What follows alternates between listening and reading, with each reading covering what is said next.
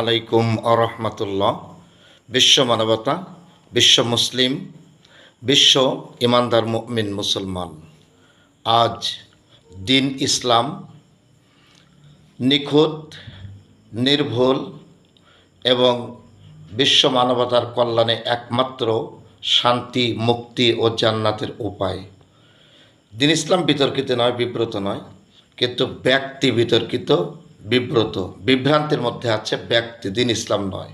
তো আজকে হকের বিপরীতে দাড়ি, টুপি, জুব্বা, মাদ্রাসা, খানকা, বড় বড় পরিচয়, ইসলামের বিপক্ষীয় যে সমস্ত উক্তি, যে সমস্ত কথা, যে সমস্ত যুক্তি দিয়ে মানুষের ঈমান আকীদা ধূলিসাৎ করে দিচ্ছে, সয়লাব করে দিচ্ছে, বরবাদ করে দিচ্ছে, খতম করে দিচ্ছে, এই বাতিল ফেরকা থেকে, ফাতনা থেকে মুক্ত থাকতে হলে ইসলামের সঠিক রূপরেখা জানতে হবে।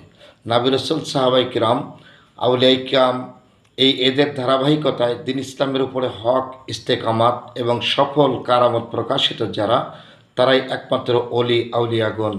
তাই কিয়ামত পর্যন্ত আল্লাহর অলিদের সহবত, নিসবাত, মুহাব্বাত ছাড়া বিকল্প সঠিক কোনো পথ খুঁজে পাওয়া যাবে না।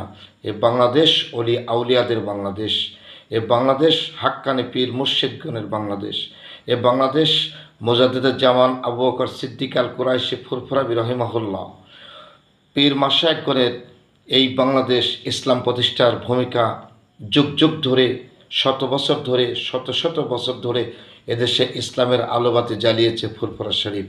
তাই সকল বিভ্রান্তির ঊর্ধ্বে থেকে হকের উপরে নবী রাসূলগণের মত আদর্শ টিকায় রেখে নিজের জীবন করতে হবে। আল্লাহ যেন আমাদের কবুল করেন, আমিন। আমা তৌফিক ইল্লা বিল্লাহ।